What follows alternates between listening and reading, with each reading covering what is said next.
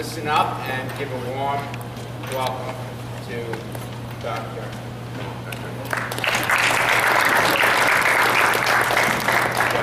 I got promoted to doctor.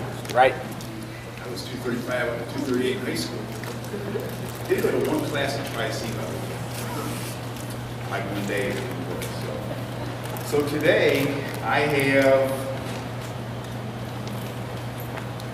got a couple of these.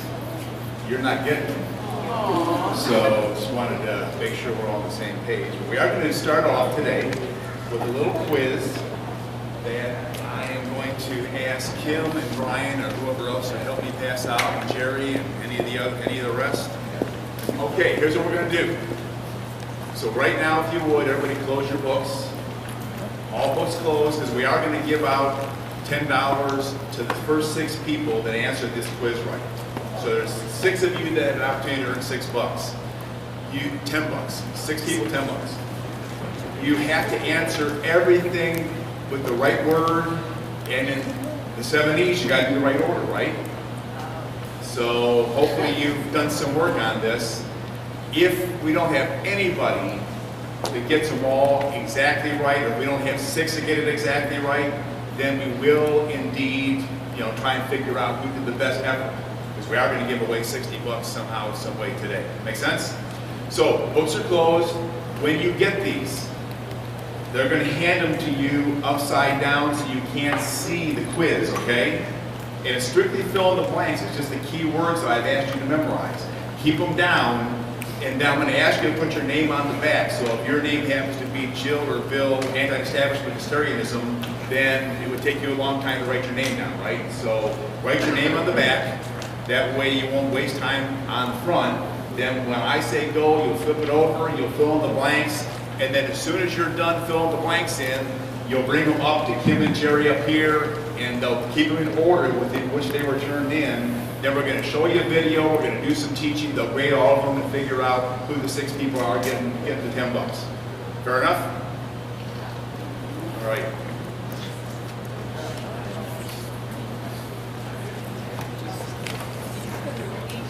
Keep them down, do not look at them. Write your name on the back.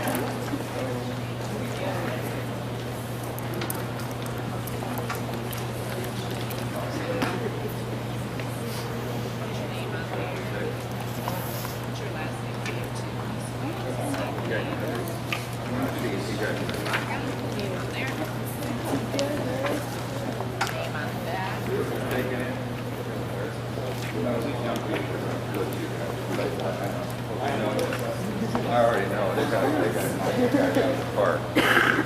You haven't been to the class yet, but they at least you. I'm a server today. I get to see. You'll do as well as I used to do on quizzes then if you. Jerry, I need 4.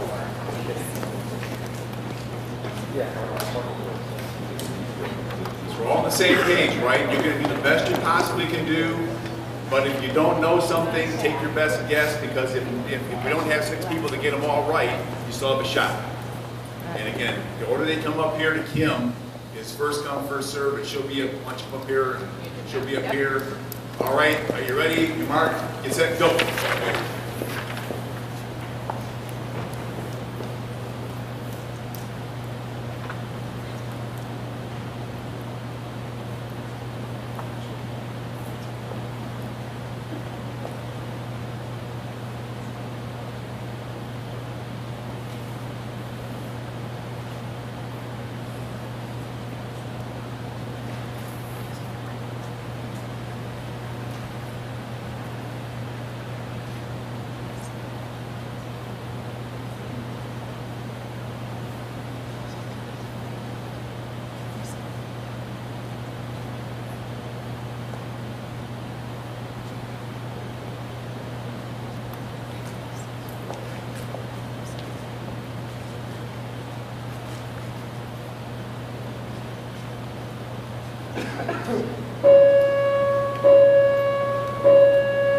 Time's up. Just joking.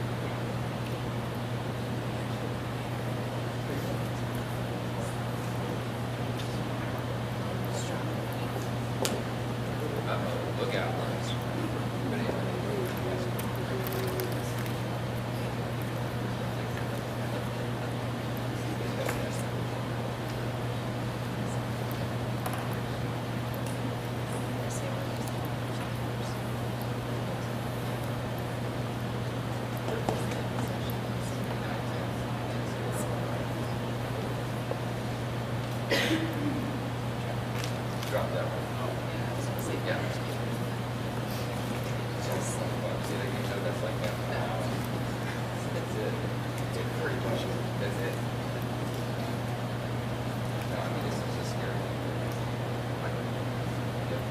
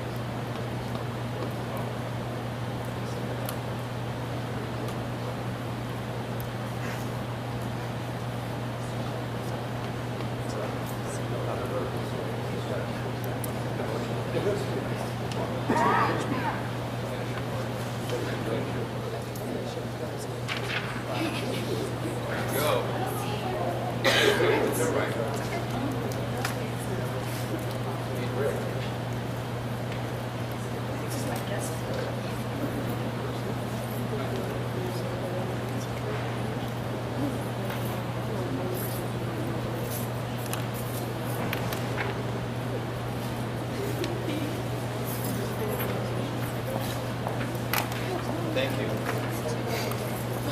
I do back there. Kind of great. Thank you.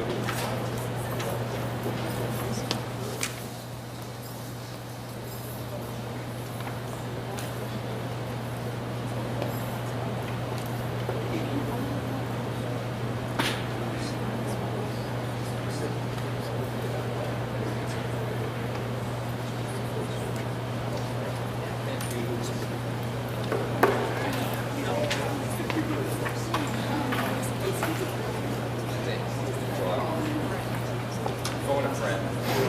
Shout out.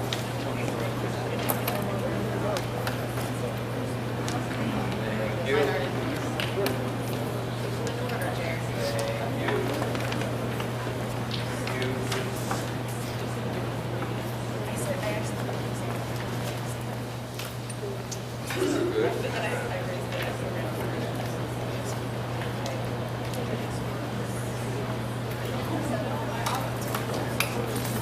Five each. You got the 5 each, not the 7 each.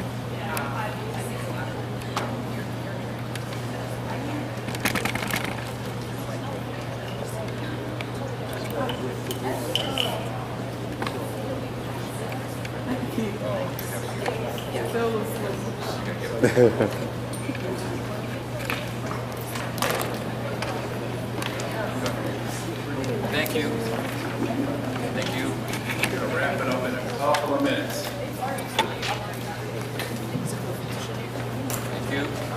I don't think I've seen one yet that has everybody in it. So I haven't looked at all. So if you think you're in the ballpark, at least turn it in. Not the ballpark?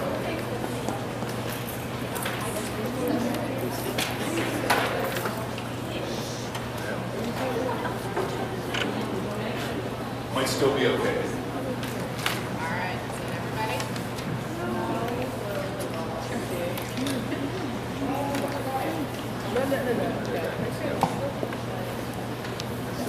Thank you.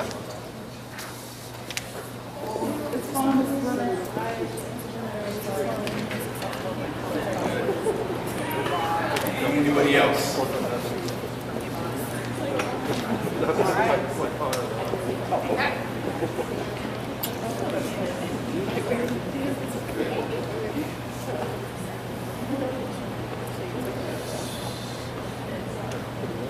Anybody else?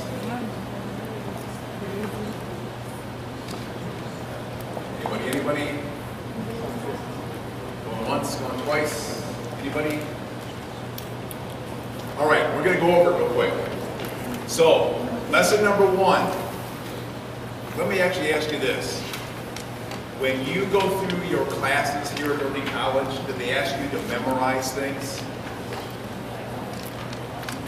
Do you have to memorize anything? Do you really? It's amazing with education, you have to actually memorize something, right? Like if you're doing geometry, which I almost failed, they tell me you have to memorize all these formulas. I don't know what a formula is, but they tell me there were these formulas. Thankfully, Doug Allen sat next to me and I was able to look at formulas.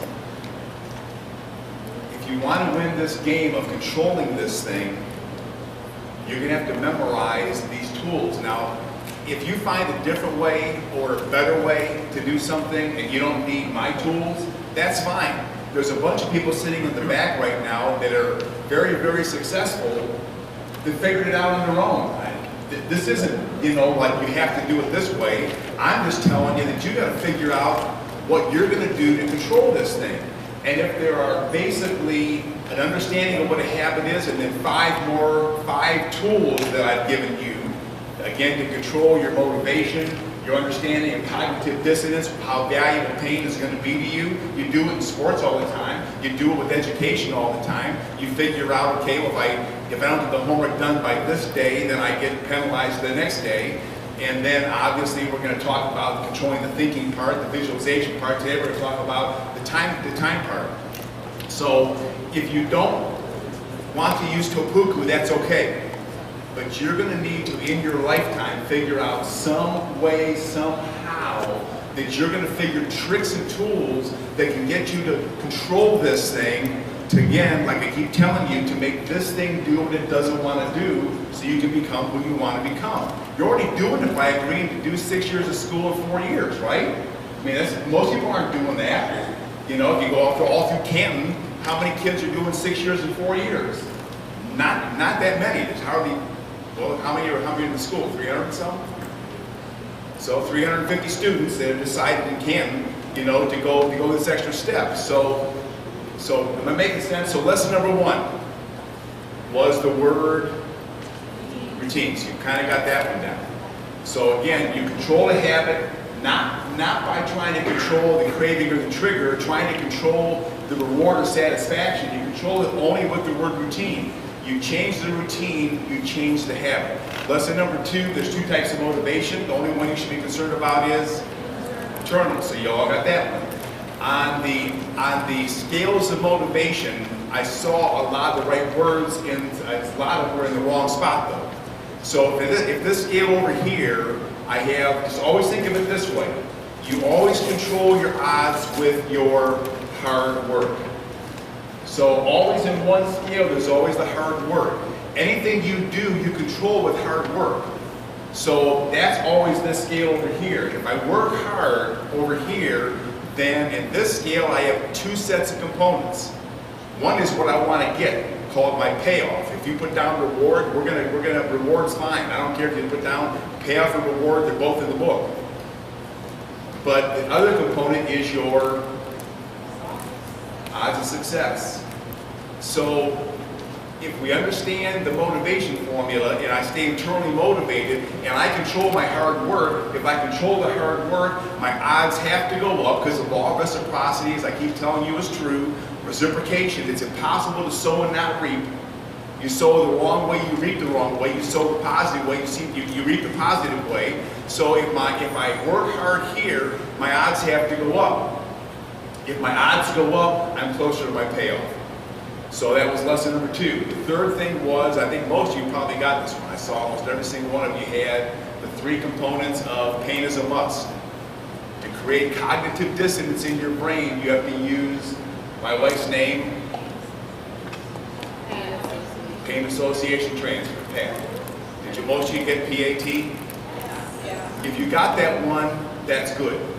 Because that's the magic one that will eventually transform your life. That's the one where you're going to figure out in your brain why you, like we talked about last time, why you would be here on a Sunday and everybody else is home doing all the things they're doing at home. You go that extra mile, you create in your brain this discomfort that makes you do what you don't want to do here, so you can become what you want to be here.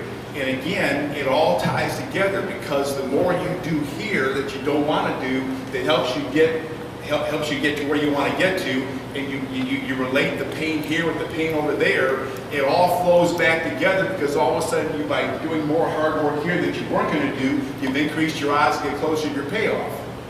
Now, we talked last time, I think it was, or the time before, about going to North Dakota, to Chippewa, to the Turtle Mountain Chippewa Nation.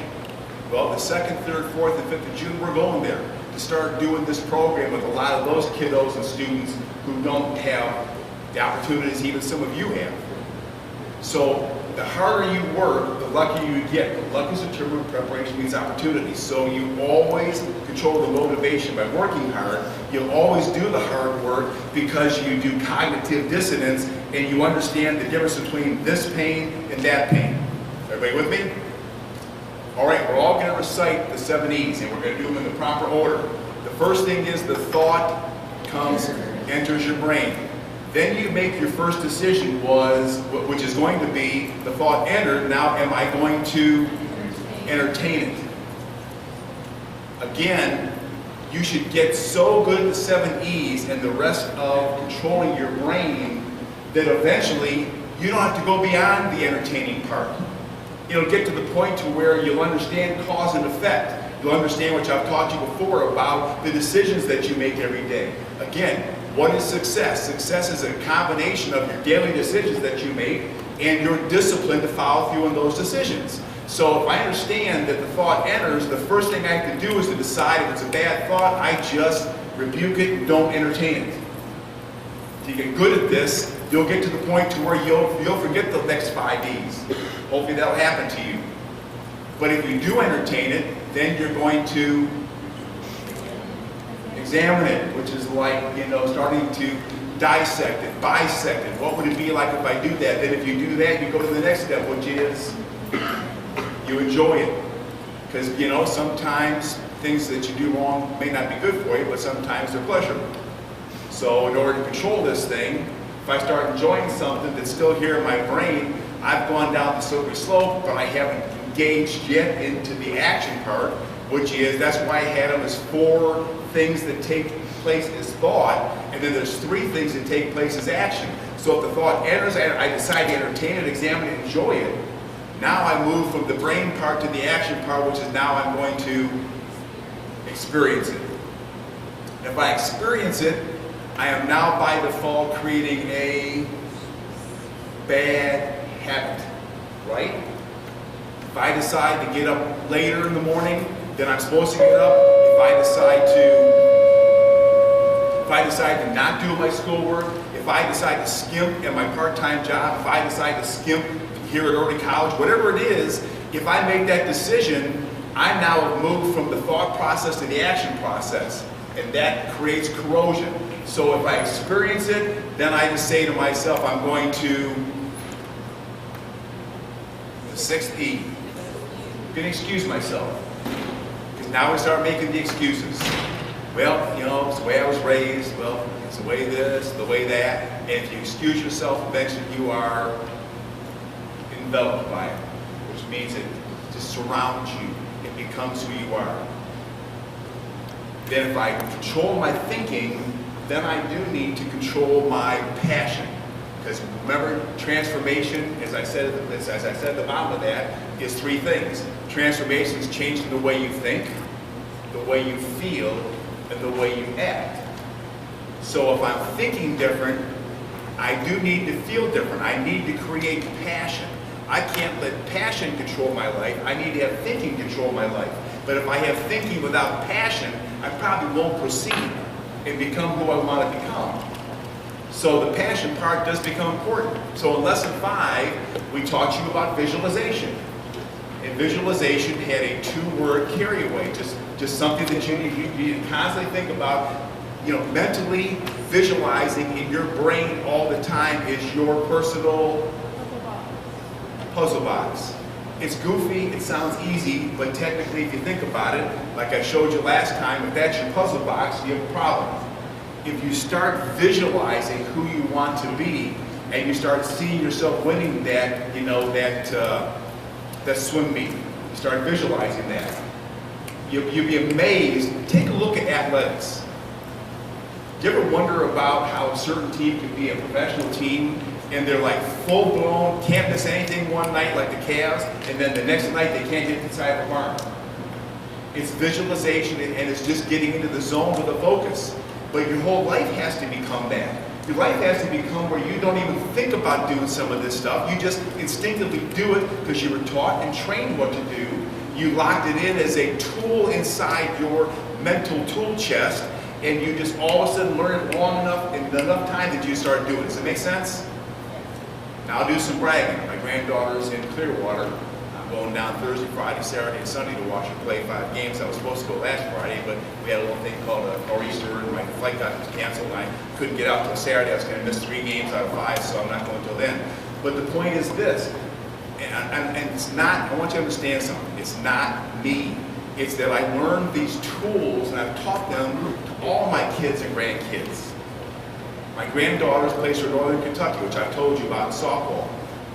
Well, her first thing she did was in North Carolina. She went 7 for 15 with 5 ribbies. She's had 5 games now in Clearwater. She's gone, I want to say, I don't know what the last after bat was. I think it was 7 for 14 so far with 5 ribbies. I'm just saying these are universal tools that if you can learn them, they become. She's just been learning it since she's been 5, 6 years old. She doesn't think about it anymore. She doesn't think about, you know, anything other than she's in the zone when the ball's coming in. But you've got to make a conscious decision to memorize it and to learn what it is. Otherwise, it's a tool that has no effect. It means nothing, right? So that was kind of like a friendly scolding. Okay? Does that make sense? Was that friendly enough? Am I in trouble, Tom? I'm not in trouble, am I? All right. So we're going to show you a video. They're going to continue to grade. I'm going to teach you lessons 6 and 7. You got them? Yeah. All right, cool. Yeah. Let's do it. Come up and do the, who's got the money? Jim's got the money. I'm not allowed to, I'm not to be trusted with the money. Okay, so this is scientifically arrived at. If this, remember who got there first, and also because we had a couple of ties on the grades, and then who had the top score. So the top score, and my grading system is that on the 70s, I gave you however many out of the 7, so that's the fraction I'm going to read. So this first person, Arabella, had the top score of 4 and 5/7. How about that? Good job. Coming in second with 4 and 4/7, Skylar. Good job. Nice. We only missed 3 out of the 7 E's. That's pretty good. Another 4 and 4/7 was Kiera.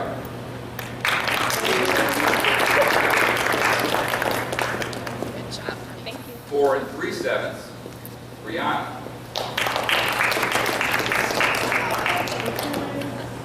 4 and 2/7 was Amelia. And coming in a close 6th was Nikki.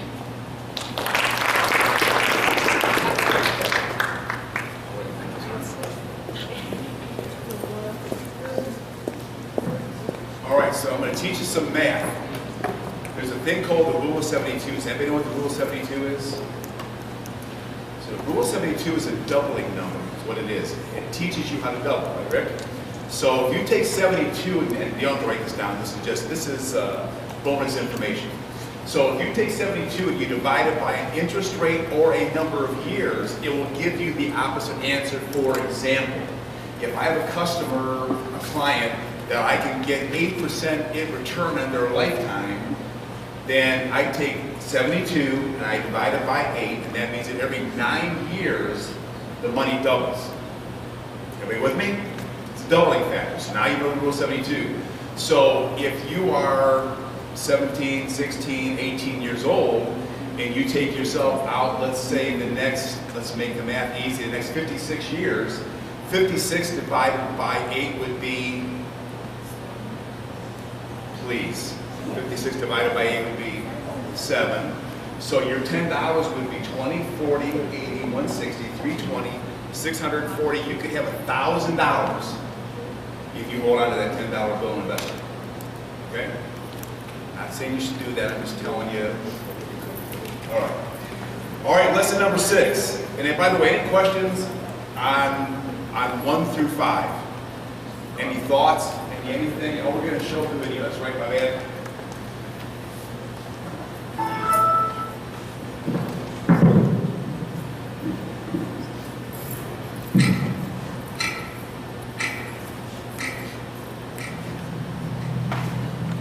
See, whatever you're doing, however you spend your time, that tells you who you are. So think about what it is you like to create in your life experience. Once I look at how you commit your time, once I do an evaluation on how you spend your time, I can tell you exactly what you're committed to. How much time do you spend working on you? How much time do you spend every day working on your dream? In the last 90 days, how many books have you read? In the last year, what new skill or knowledge have you acquired? What kind of investment have you made in you? A lot of people, as soon as they punch out, they rush home to sit on the couch. They rush home to do nothing. They rush home just to sit there and figure out, okay, I'm going to go to sleep and do it all tomorrow.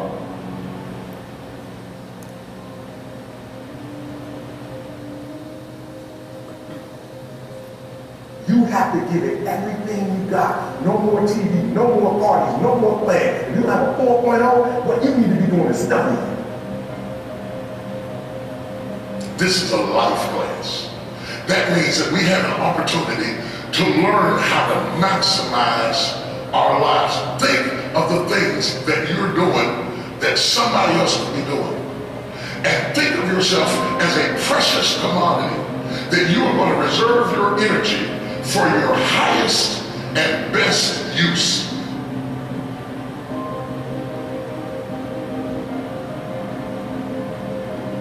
All the successful people have the exact same amount of time that you have each day. So what do they do that you may not be doing? They invested in themselves on the weekends, after work, in the evening. They put time in something that they wanted to do. They invested their own time in themselves.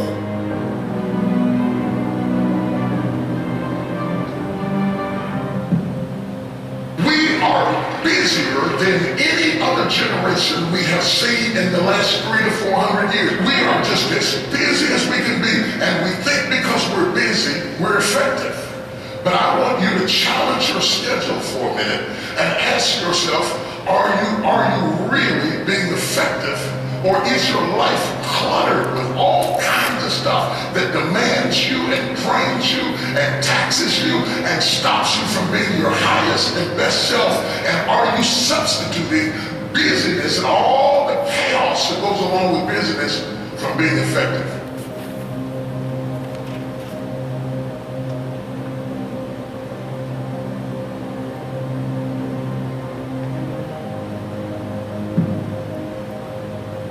It takes time to be creative. You were meant to be creative. You were created in the likeness and the image of a creator, and in that likeness and in that image, you have created. If you had time, you would be creative. The most important thing is to value our time. So what are you going to do with this time? How much of it do you think you've already used up? What are you going to do today?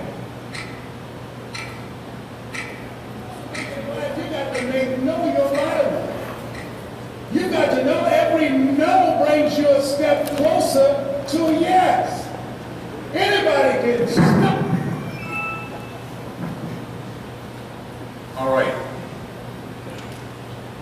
Is time valuable?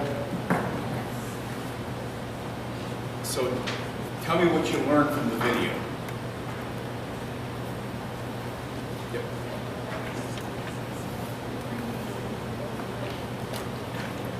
Nobody's too busy. It's about priorities, keeping things in order. I saw somebody over here. Yep. You say it's like time is money. Time is money. Yep. Good. Yep.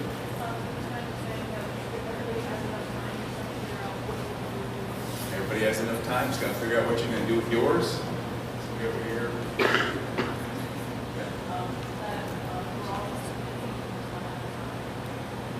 We're always too busy. Not enough time.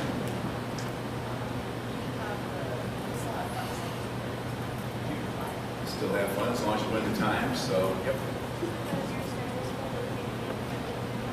Just because your schedule's full doesn't mean you're being effective. We're going to talk a lot about the word effective today. Yep. Is there somebody behind? Anybody else? Yes? Invest in yourself. Invest in yourself. All right. So I'm going to tell you why TOPUCU is different.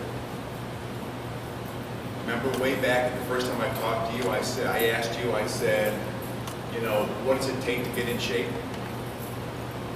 And the answer was to eat properly and work out, exercise. And there's 7 billion people that know that answer. Everybody knows what to do.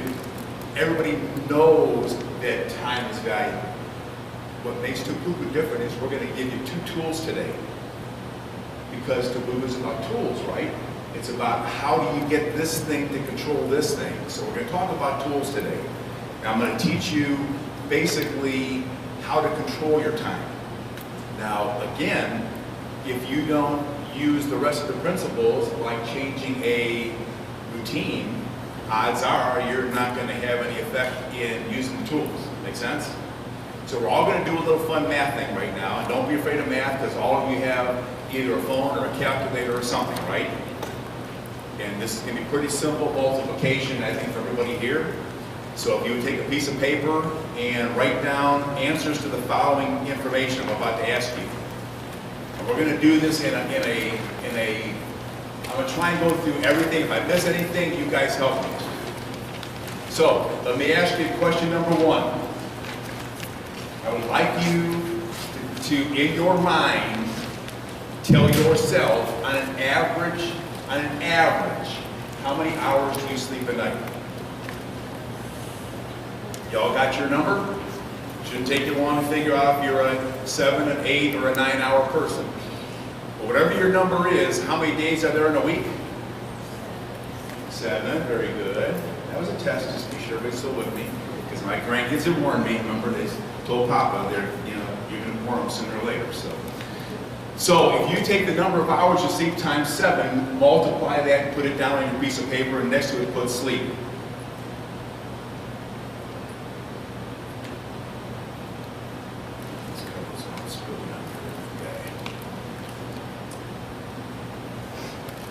All right, this next one's a trick question. How many of you are in school? None of you. Okay, great. So you're all in school, right? How many hours a week do you spend in school? In school. Now, I'm not doing homework yet. We're coming there. Just hours in school. Are you guys here like 5 days a week, 7 hours a day? I'm asking. I don't know. How long are they here a typical day? 7 So let's say 8 times 5 is 40. Put 40 down for your school. This one, we're not going to show Principal Bruder, so don't be afraid of this one. So we're not collecting these with your name on it or anything. But now put down how much time you spend a week doing your homework. Be realistic. Don't put down what you think I want to hear. Put down what you actually spend doing your homework.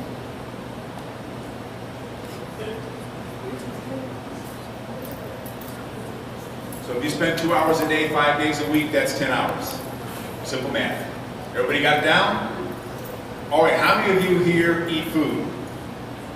3 of you. Okay, good. So here's the deal. How much time do you spend every day eating? Maybe 15 minutes for breakfast, half an hour for lunch if that's what you guys get. Yeah, whatever time it takes, you know. So if it's 2 hours a day or whatever, there's 7 days a week, you gotta eat every day, 3 meals a day, hopefully. So I mean, I would say outside stretch maximum should probably be 14 hours. That's 2 hours a day, just cooking and eating, times 7 days. I would be surprised if it's that much, but you have to eat, so put down your eating time.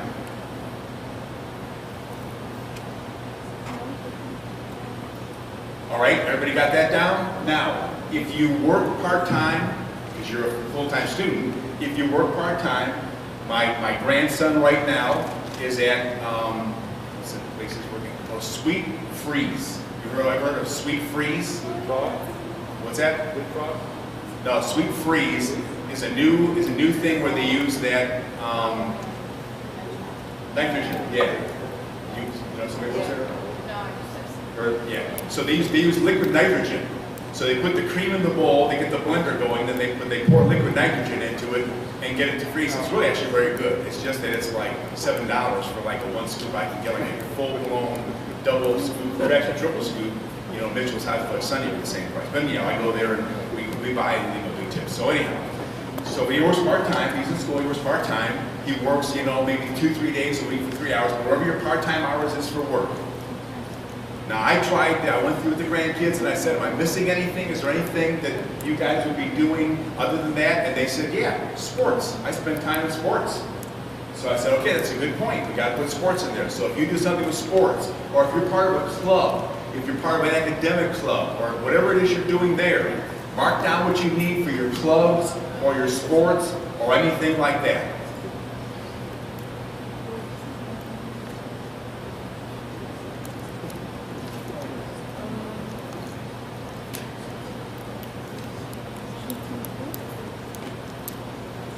Seeing fingers moving, so I know you're all still working. 1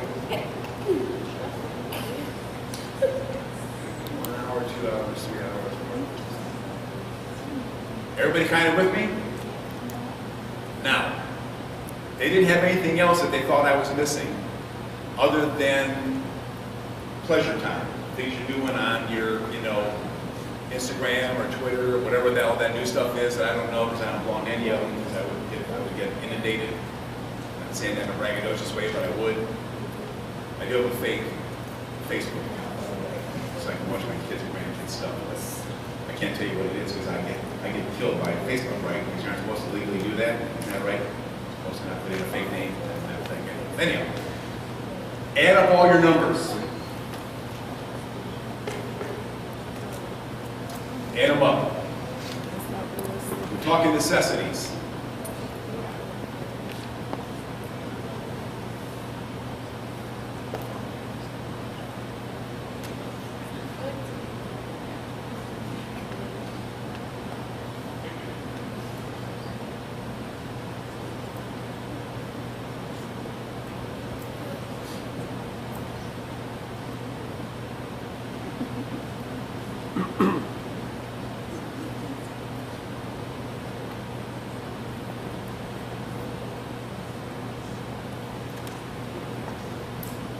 Everybody close? Everybody done?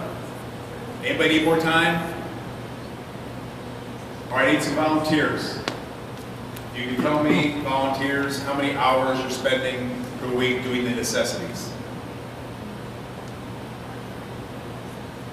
187?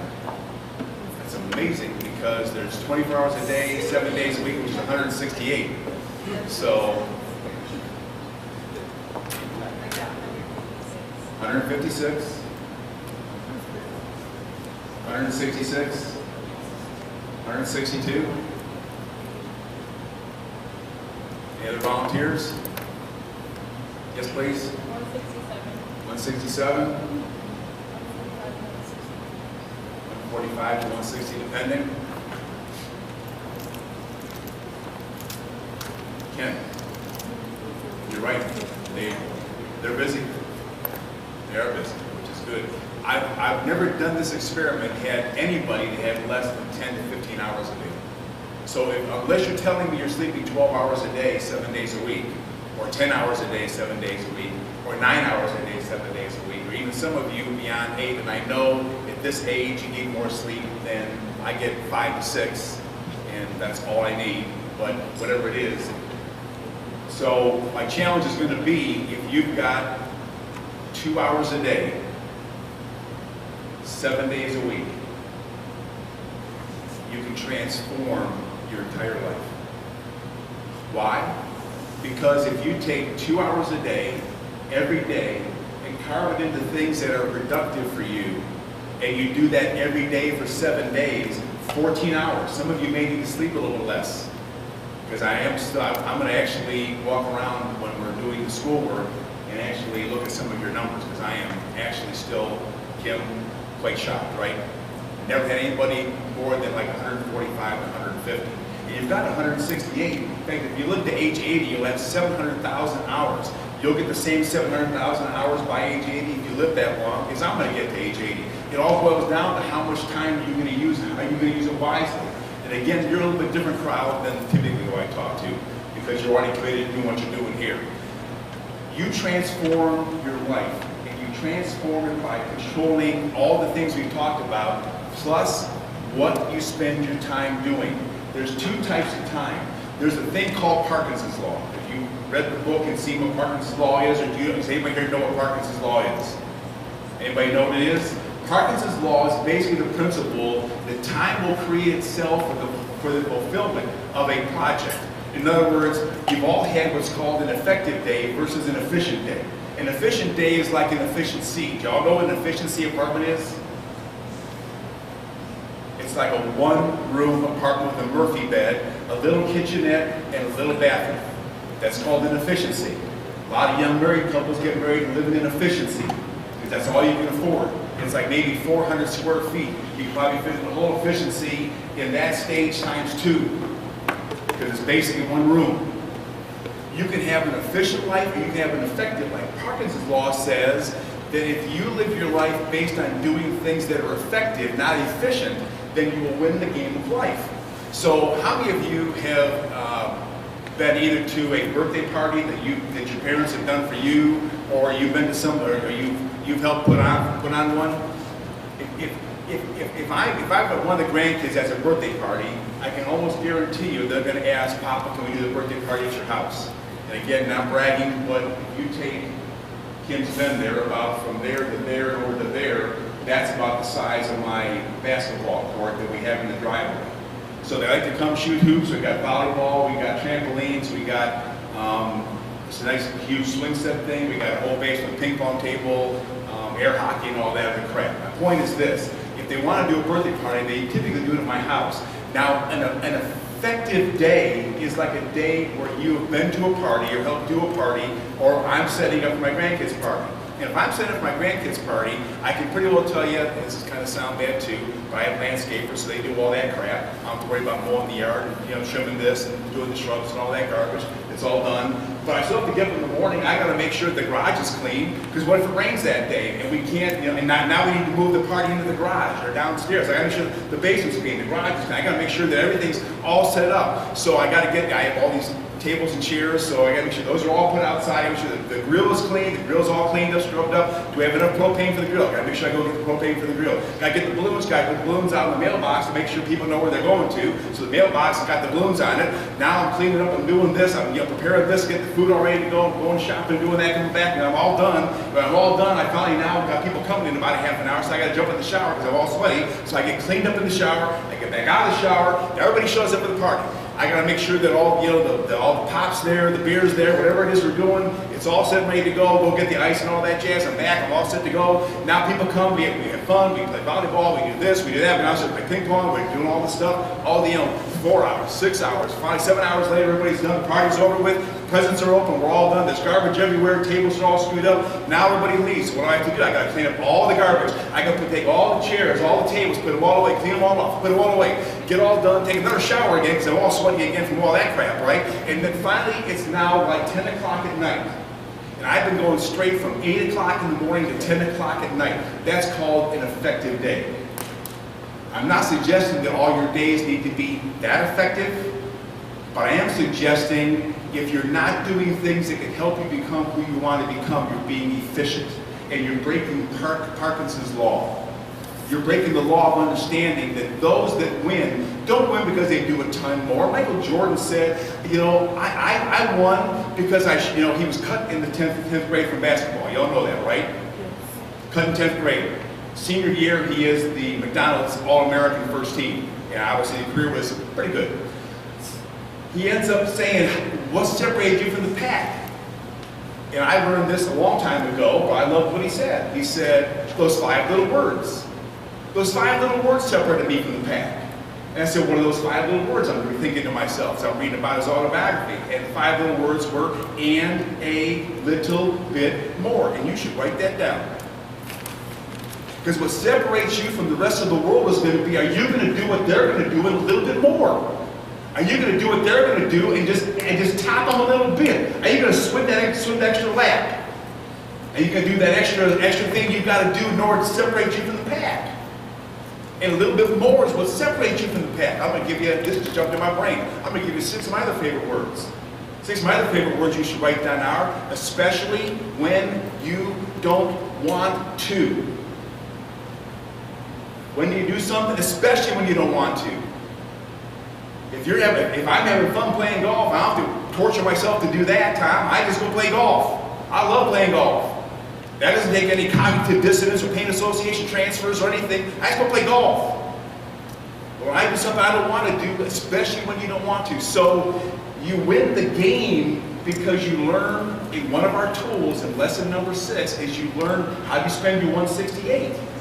You win the game because you learn to carve out 2 hours a day and you use effectiveness, not efficiency, effectiveness, to go get a bunch of things done in that 2-hour period. I'm not saying in a row. I'm saying 15 minutes here, 10 minutes there, half an hour there. If I do that, then I've taken 2/24ths of a day, which is obviously 1/12. Just to make sure you're all still awake. How many months in a year? 12. What's 1/12 of a year? 1 entire month, 30 days, 24 hours a day, doing things to help you become who you want to become by just carving out 14 hours a week. 2 hours a day, 7 days a week. How do you do that? You do part number 2 of lesson number 6. I learned this by reading about all the people that became successful. They all had one thing in common that I found out. Here's what I found out. They all made a list every day to get a certain number of things done. And when I got done studying all these people who were successful, and all these books I read back in the mid-70s, I came up with a conclusion. The conclusion was this: you got to get 6 things done every day. Somehow, some way, you got to make sure you make a list and you get at least 6 things done every day.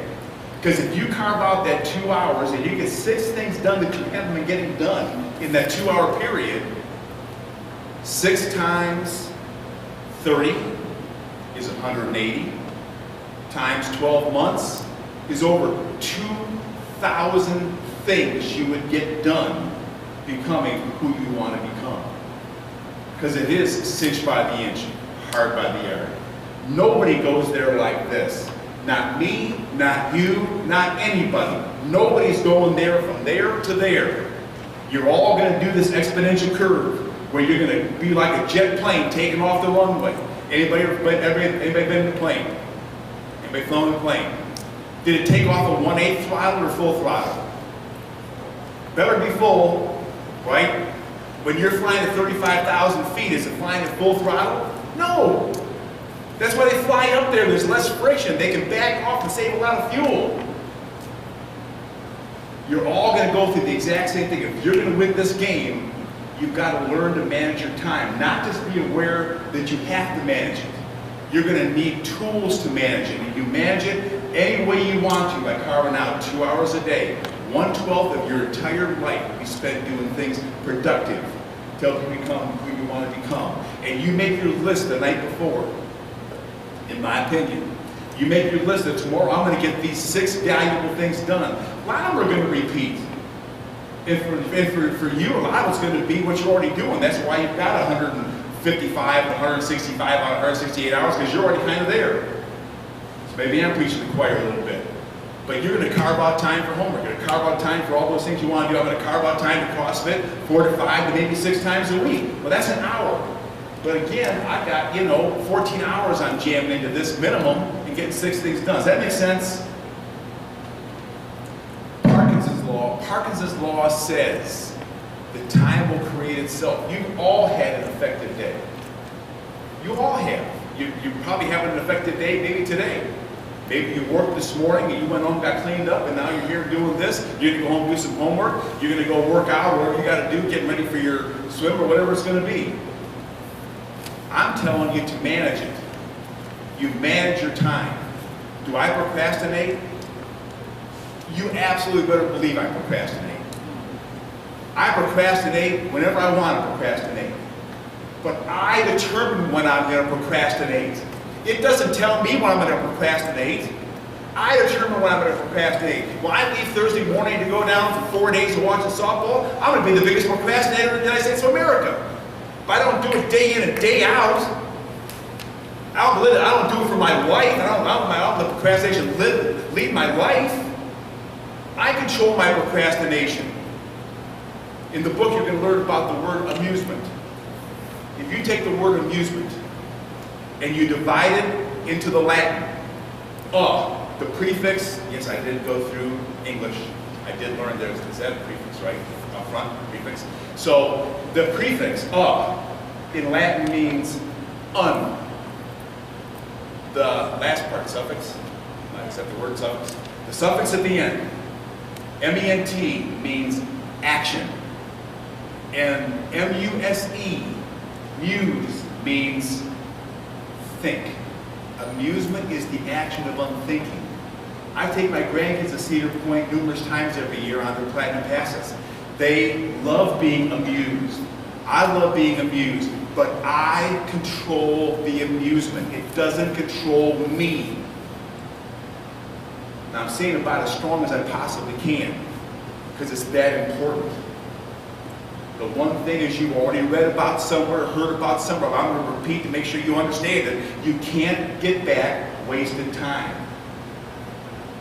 Once it's gone, it's gone. It's gone for you, it's gone for me, it's gone for anybody.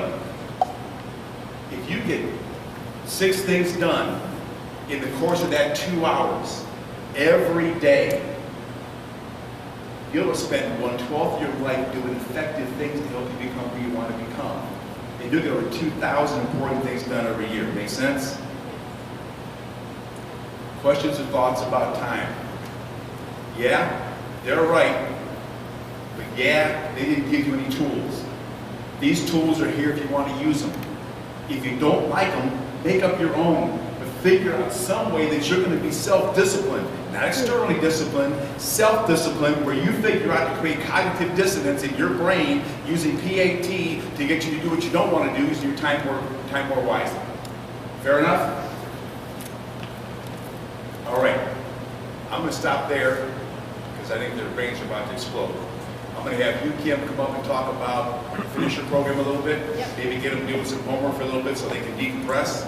I'm going to come back and do some wrap up, and then you can come back and do some more wrap up. Awesome. Then we're going to wrap up after the wrap up.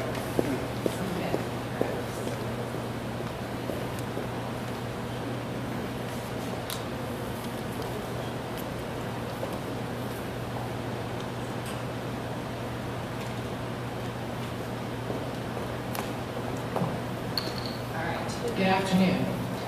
All right, so let me tie in what everything Norm's talked about and the 6 lessons that you've learned already with the personal story, so you can see how it all ties together. So I don't know if you remember, I was here the first time a couple months ago, and I said my background was in nursing. Okay, put myself in nursing school, got a good job in the hospitals. My goal was always to make a difference on the big stage, right? I love bedside nursing, and you can affect change at the bedside, but if I got more degrees, more education, then I can affect change on a higher level, right? So I wanted to affect change for not only patients, but staff as well. So my goal and the way that I could do that, I currently had an RN and a bachelor's degree in nursing. I knew that I needed to get my master's degree, okay? So what I needed to do, I knew that I needed to get that master's degree. So I'm going to tell you the story, and then what I want you guys to do is tell me each step, how that fits into each lesson, okay? So I worked full-time, 40 to 50 hours a week. I had a family, young kids. I also like to keep myself physically active because it helps me get through the day and gives me the energy to do what I needed to do. So I needed to make a change, and how was I going to add a master's degree into that, right? Because that's all a lot of time every day. So I would get up at 3 in the morning so that I can get my workouts in while my kids are sleeping. My husband was still home. Went to work, 8 to 10 hours a day. Come home, be with the kids, family, cook, things like that. And then I would do my study work at night. I went to school online, which is a busy program. They keep you really structured and scheduled. So I had these big assignments due every week, 8 to 10 page papers, right? So what I would do is find the materials for my papers Monday and Tuesday, start digging through and reading those materials and picking things out in the middle of the week, and then when the papers were due on Sunday, Friday and Saturday I took that time to start writing my paper. Take that information and start writing my paper. Took me a couple of years to do that. Each of our classes, they're advanced classes, so they were 6 weeks long. My goal was to have my master's degree at the end for the purpose of being able to advance and make bigger change, and then make a bigger change in healthcare, as well as have a better income for the family. So, if we go back to lesson 1, which is about, right, what's the key word? Routine. So what did I change in my routine? Anybody? Remember, what did I have to do with my day? Wake up early, okay, and then what else?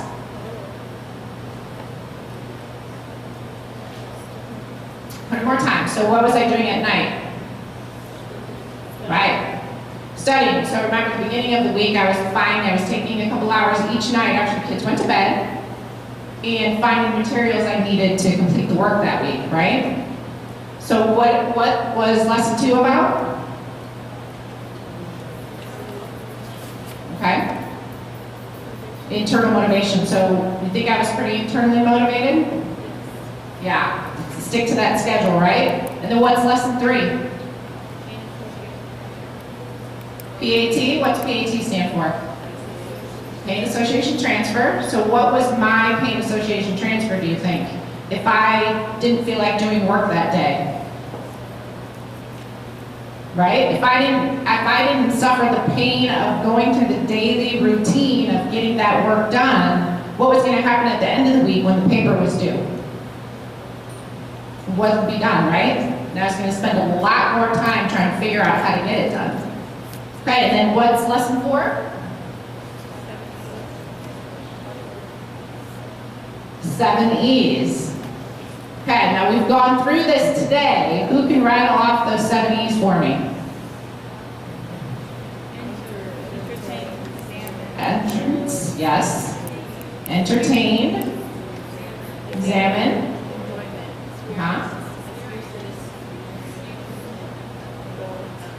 Absolutely, very good. So, did I have days where I thought about, no, I don't feel like going through the grind today? Right, I just can't do this. I'm up early and I'm up late every day. Yes, absolutely. But I went back to, again, the previous lessons, right? Pain Association Transfer, if I do not complete that work today, I'm going to be hurting at the end of the week. Okay, what's lesson 5? Puzzle box, which is what? What's the significance of the puzzle box? Visualization, yes. So what was my visualization? Master's degree, absolutely. Good. And then what's lesson 6? We just talked about today. How I spend my time. And we want to try to spend how many hours a day? 2, ideally 2, right? Do you think I was spending that? Yeah. Probably 2 to 4 every day, sometimes a little bit lighter, depending on the week. Good. And then The other piece, Norm didn't go into detail on it, because I don't want to fry your brains, but the other thing is writing down the 6 important things you want to get accomplished that day, which included me getting up and working out in the morning so that I had the energy to get through the day, as well as the 2 hours that I was spending at night looking for my materials, right? And then 7 ties all that together. Does that make sense? Does that give you a good visualization of all the lessons and how you tie it together to accomplish what you want to accomplish and become the person that you want to become? All right, awesome. Okay, so you guys have been working on the finisher program, and I have the board out today because I want one of you to come up and tell me what kind of goals you've been writing. Not your goals, but what kind of goals are we working on in your book? The type of goals. Okay, not the individual goals, but what's the template type of goals that we're working on? Does anybody remember? What's the acronym? SMART. So can you come up and write that down for me? And I want you to write it long ways. Okay, so start with your S up here. You can make it big. Then I want someone else to come up and write, what does the S stand for? Remember? No. When we're writing SMART goals, what's the S? Specific. Okay. Somebody come up and write that. Who said specific? You want to come up?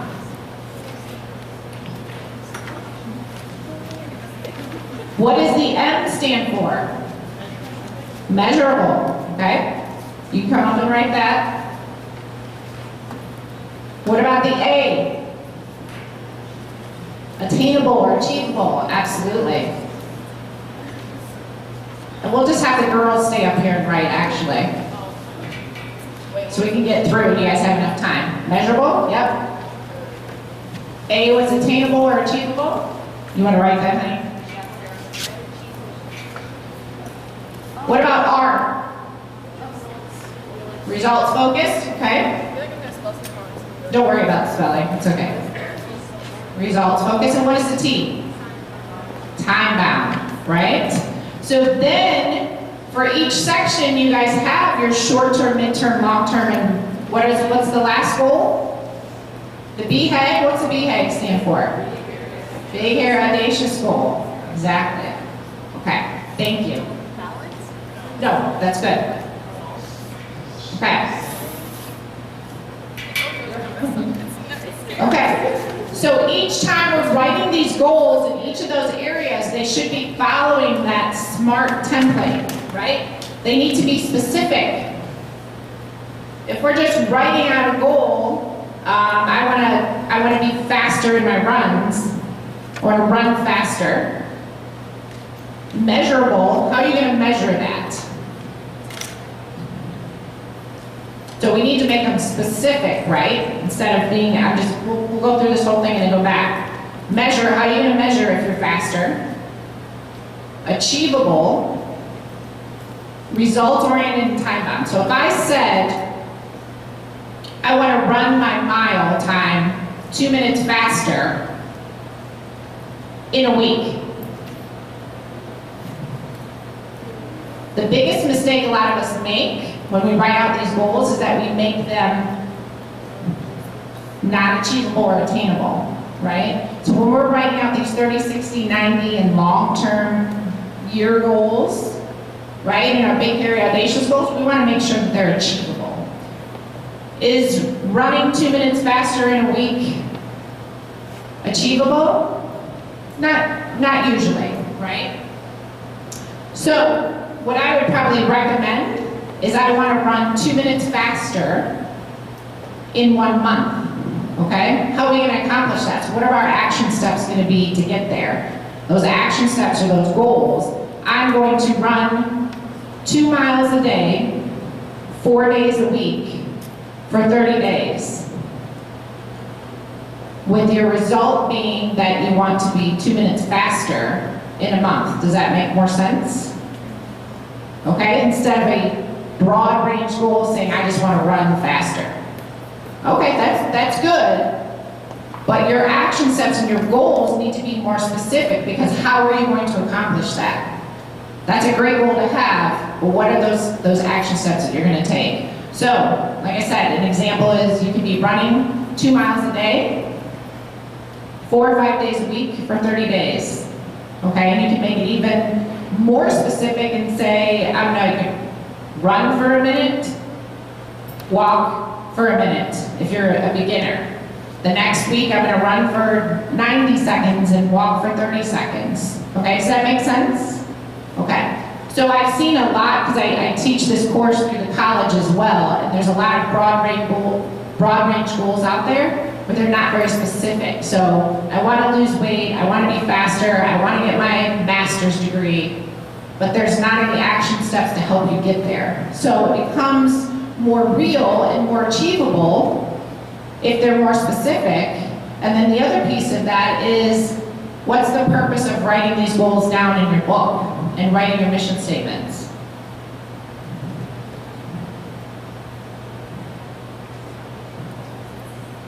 And writing it down is more effective. And then are you guys reading them and going over them at all? Yeah, so looking at them at least once a day, preferably in the morning and at night, to remember what you're doing and why you're doing it, and what your end goal is. Any questions on that? Okay, so you guys are going to be, actually, they're going to be doing graduation next time, I believe, right? In April? Yeah.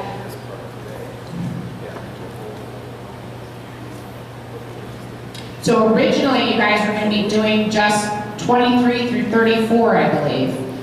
But actually, I want you guys to finish through 40 by the next time we meet. And I believe we have 6 weeks until April 14th. 5 or 6 weeks. April 15th, I'm sorry. Okay? So your sections today are going to be looking at your education goals. Those are those first few pages, and then you're looking at spiritual mental goals, and then the same thing for your physical goals. Again, doing those 30, 60,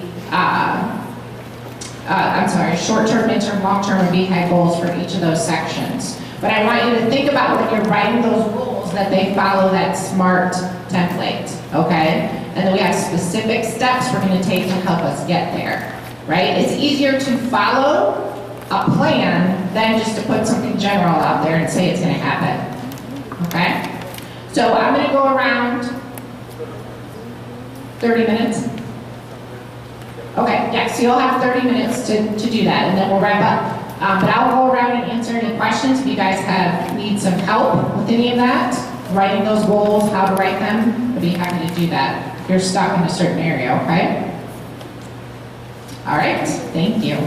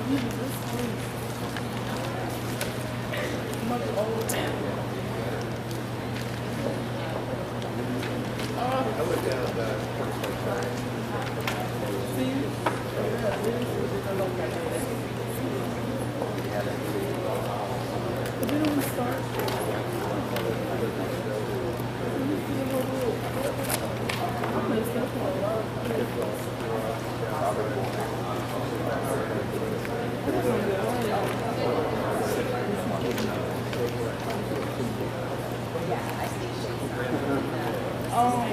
you said that you've never seen it before, but I know we had an interview. I didn't like talk to you.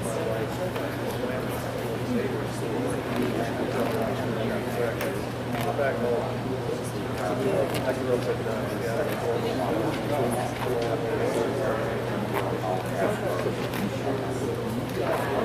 Just share my resume.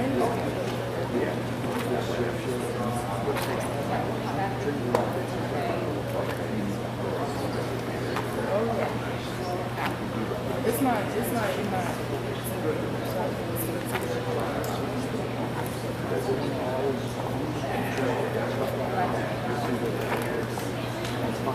Okay. I'll just say that.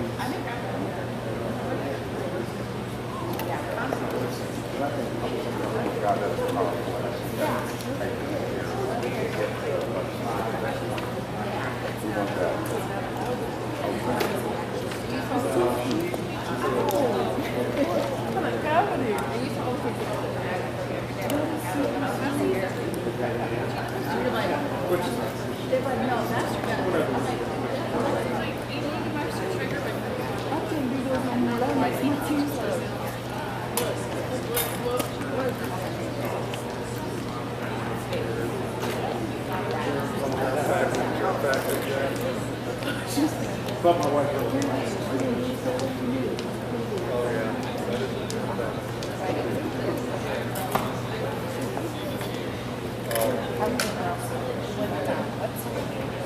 I'm all over the place because I didn't get that okay. So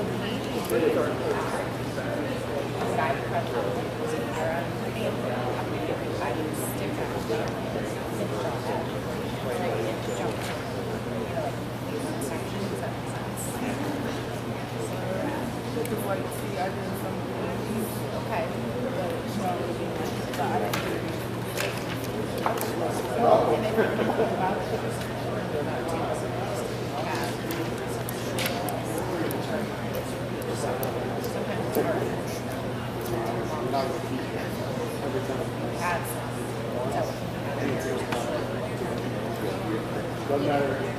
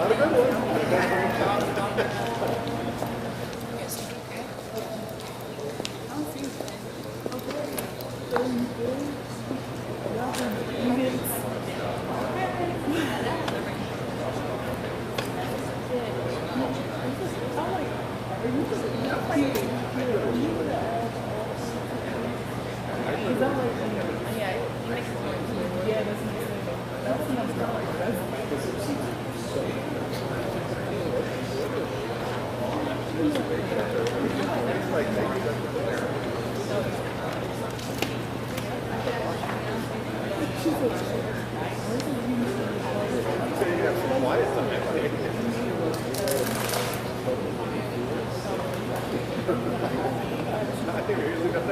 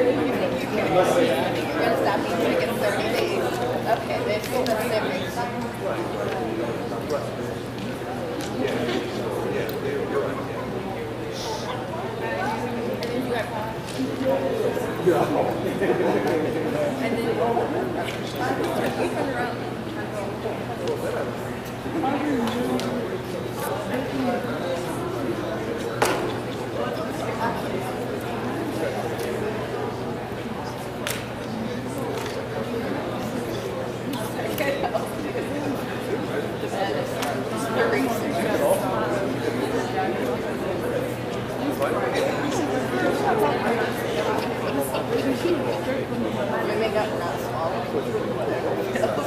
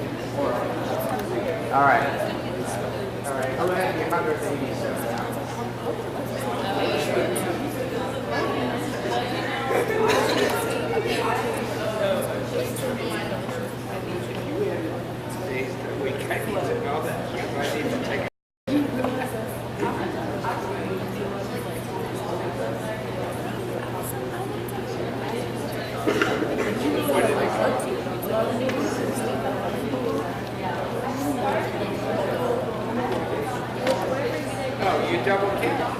Oh, okay. How much of it is school? How much of it is school? So that's school plus study?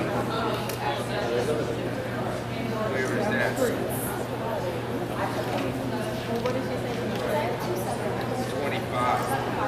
What do you have?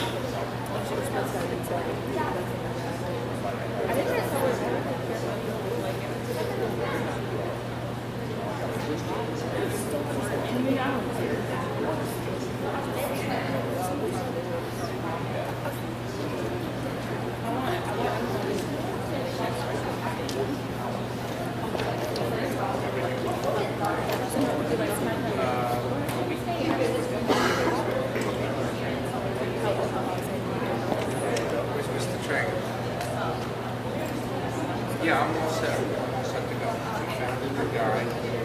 He's in Alliance. Yeah, but you and I are supposed to get together.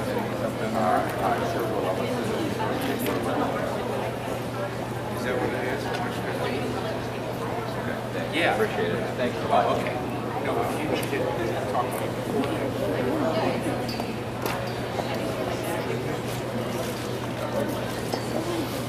Oh, really? So, you want to try to go look next week? Alright. Send me the days that you tell me tomorrow. Send me the days you and your mom are available. And I'll try to match it up with mine, and then we'll go there.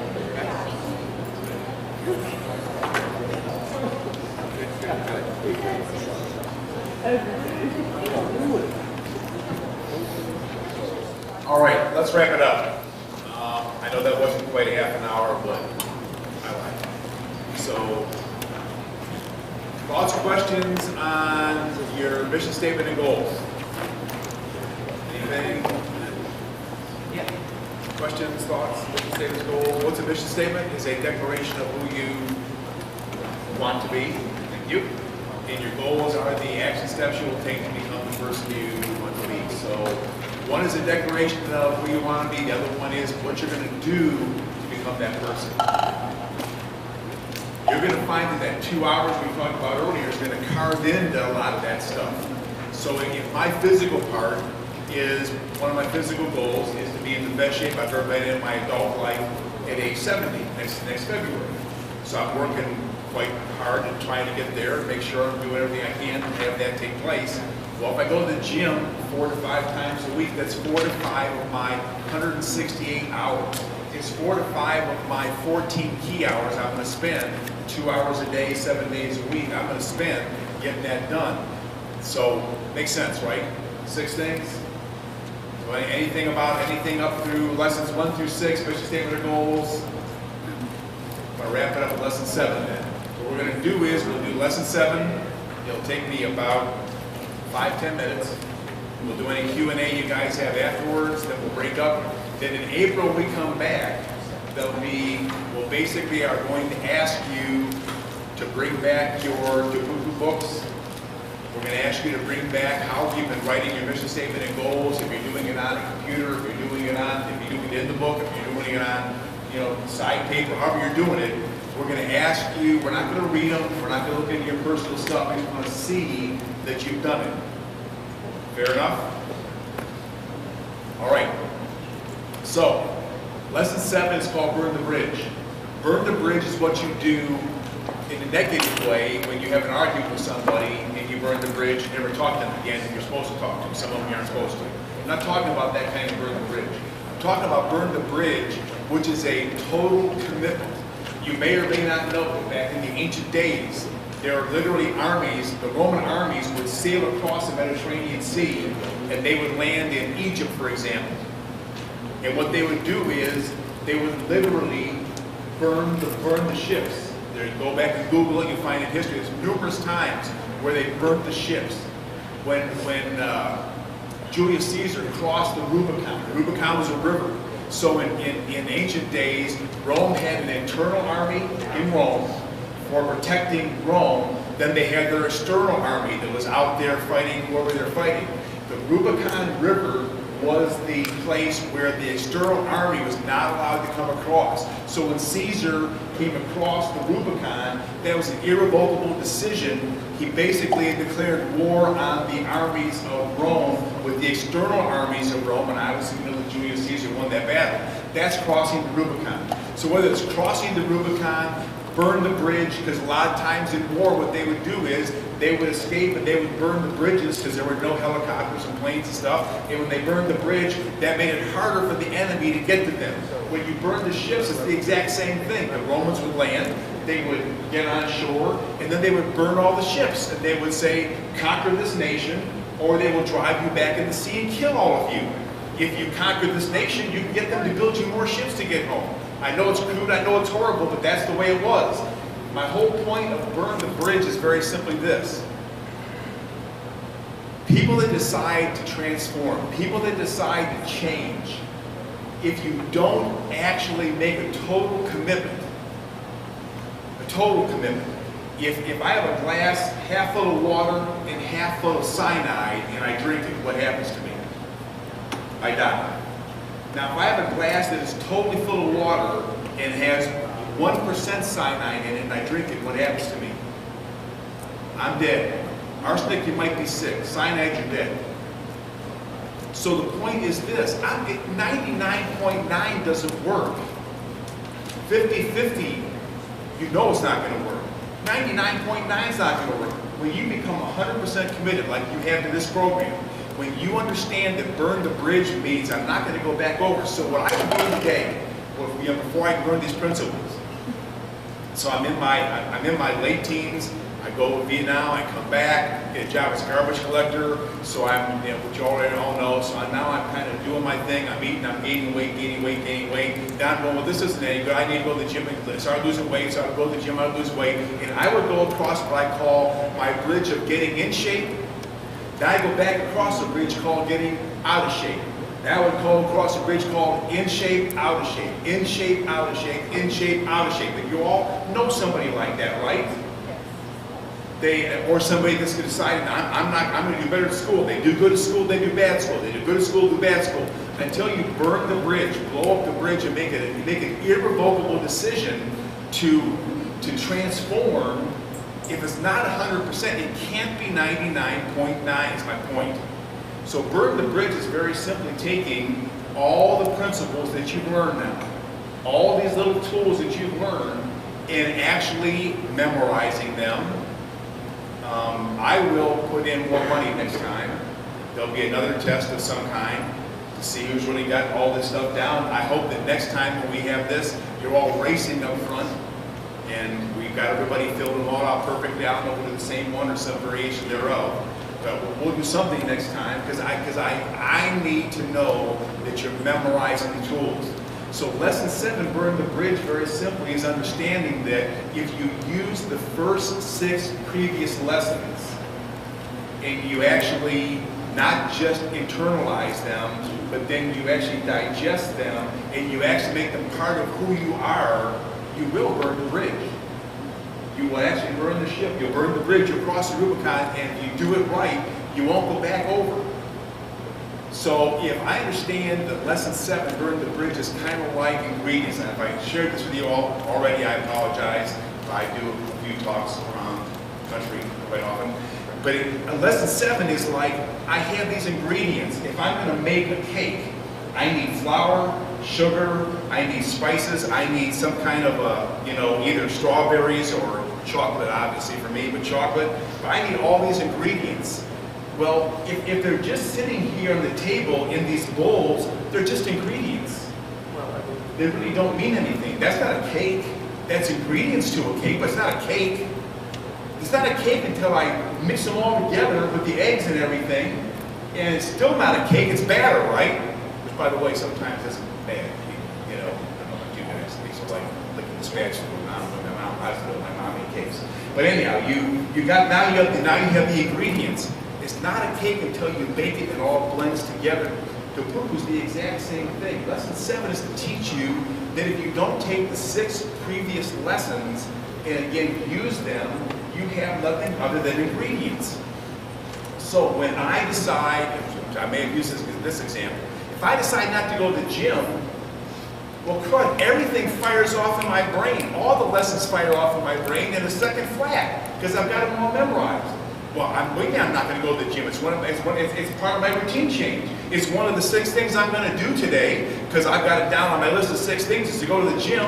You know, it's 1 hour to 2 hours I've carved out today to transform my life and become who I want to become. It's my pain association transfer because if I don't go to the gym, then I get out of shape. And if I get out of shape, then I don't have my goal to get to age 70 and be who I want to be. I want to enjoy my grandkids and do what I want to do with them. You know, I'm going to do pain association transfer to get the thought out of my brain not to go to the gym. Even if I entertain it for a second, I'm certainly not going to, you know, entertain it. I'm not going to examine it. I'm not going to enjoy it. I'm certainly not going to experience it and not go. Sorry about that. You know? So bottom line is this. If you get TOPUCU, it all blends together. It's solidified if you do your mission statement and goals because you're constantly reading who you want to be in those 6 areas of life. You're constantly reading what you're going to do to become the person in those 6 areas of life. And again, it's not here when things are going good. TOPUCU is not for when things are going good. Like I said earlier, my 6 favorite words, especially when you don't want to. You apply TOPUCU, especially when you don't want to do something.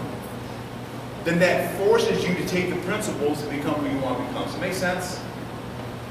So you can take a look. One of my favorite stories is, have you ever heard of Team Hoyt, H-O-Y-T? So here's a guy. So Dick Hoyt is in the military. He's a major in the military, going through a military career. And he has a son that is born that has cerebral palsy, named Rick.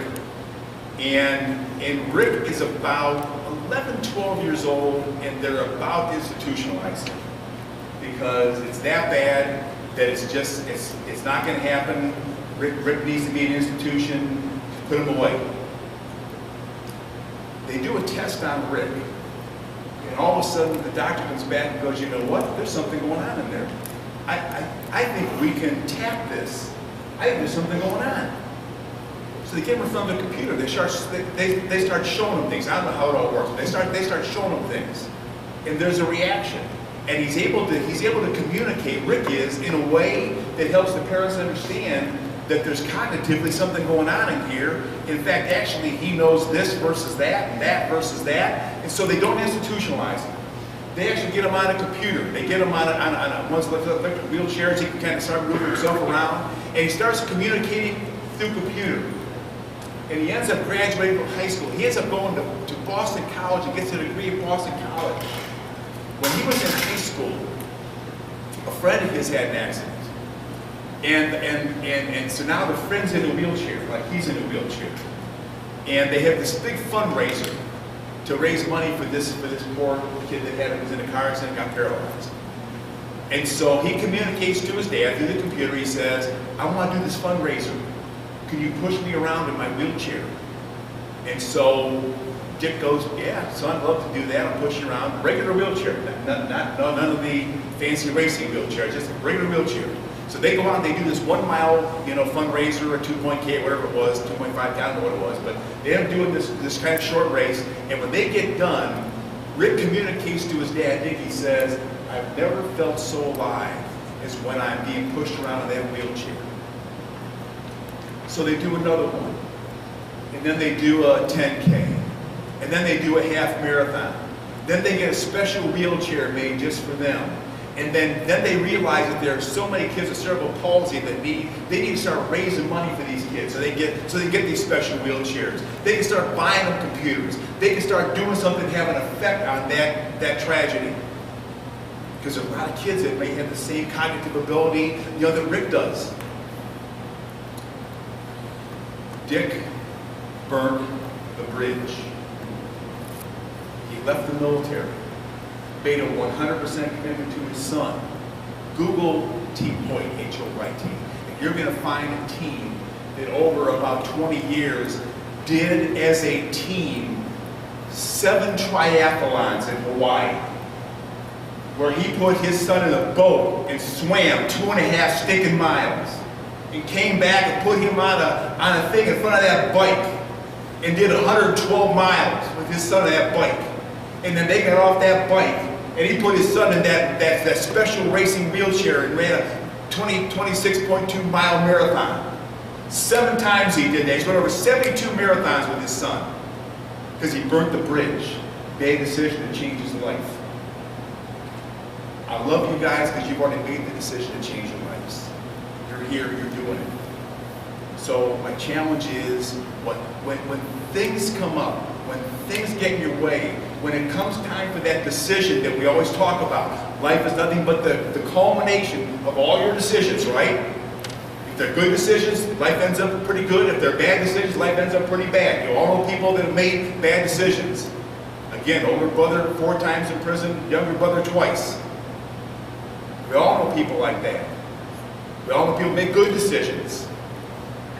When you're going through your life and you're walking through it, I just challenge you to be thinking about burn the bridge.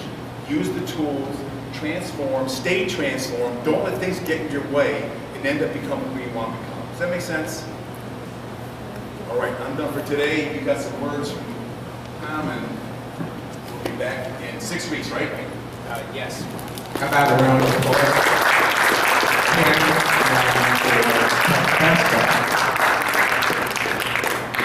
Professor Dr. King, they call him, his group calls him King. I'm not gonna. Okay, we just got a couple of minutes. First of all, today was unbelievable because there's 2 things that they were talking about today that's absolutely life-changing. One is doing 6 things a day, following up, always having a list. I have a TTD list. You know what that is? TTD. Things to do, correct. Absolutely. I just pulled it out of my briefcase. Here's my first page. Now, some things are crossed off. And I actually said the left-hand column is actually actions I have to take. The right-hand column is just phone calls. And then when I get done with that, that's my one for technical camp. So I have it for me personally, which includes camp, and then I have one for technical camp. My wife goes to the store. She's got her list. She'll go to the store and get these pads, these graph pads, because even though I was taught to write by the nuns, so I have pretty decent penmanship, I still like these graph pads. But we'll go through a couple of bundles of these a year, because I just keep transferring over. Like this is ready to, that's where I ripped it off of there, it's ready to be transferred over. So tonight I will sit down, everything that's not crossed off becomes the new stuff. I have a bunch of follow-ups from today that will be added. And that's it. Now, I haven't checked whether I do 6 things a day, but I'm pretty sure I do. And when I was working this list, I might have been doing 50 things a day. But when you get 150 emails a day, you really need this process, otherwise you're dead. So this things to do, which is time management and organizational skills. See, competencies. You heard me talk about competencies. Those are skills. There's 67 of them, I believe. Laminger was the author, and well, I'm pretty versed on all of them because we ran our business by competencies with Kraft Foods. You had to have 10 competencies on your evaluation form, and you had to have 3 of the 67 that you were working on at any given time. So the object there was to hone your skills. Well, you guys know on our resumes and our profiles, right? We talk about skills. What's down there? Time management, organization, leadership. Those are all competencies, right? And This is an unbelievable competency for you personally. And when you get outside these walls, and when you're done with college and you're in work, this is a must-have. You cannot function without doing this. So you just got a wealth of knowledge today on the simple fact that, hey, make a list and knock off 6 things. Believe me, this is so much more than that. The second one is this. I went away for a week with Kraft Foods. Put me up in, I don't know, some fancy hotel. Maybe it was the Hyatt in La Costa or Laguna Beach. I don't know, wherever the heck I went. And I went with 50 or 60 people that were district managers, and we learned this concept, but it took a week.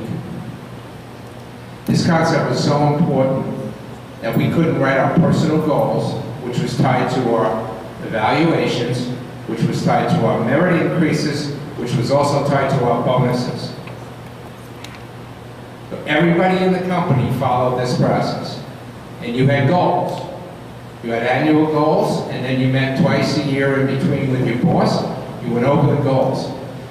If a goal did not have any one of these 5, it was not a goal. It didn't pass the smell test. I went in one time to a boss. I was pretty high up. I was working at corporate headquarters. He emailed me, or airmailed. We didn't even have email at the time. I think he probably dropped it on my desk. And he says, here's the 5 things I want you to put on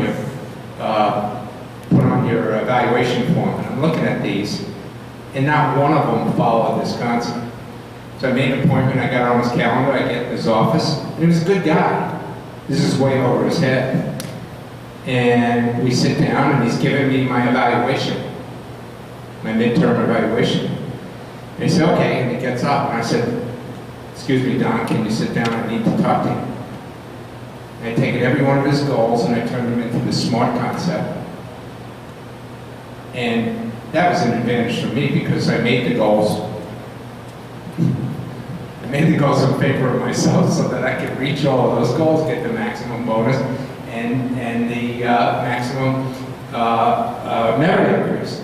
But he listened, he took it, we put that in, I knocked out the goals, I got an exceeds rating, I got the maximum evaluation, so on and so forth. This is a tremendous, powerful tool for you when you master it.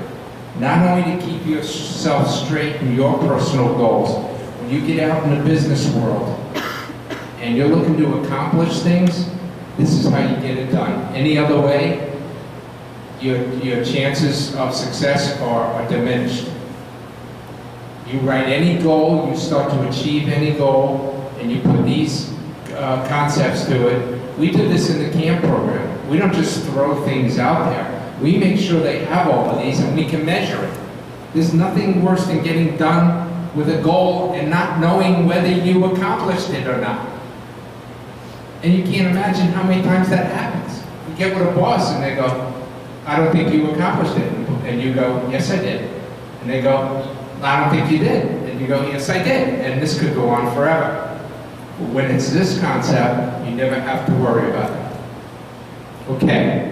Thank you for your attention. I know we're a couple minutes late. I appreciate everything. We'll see you April to wrap up TOPUCU. Thank you.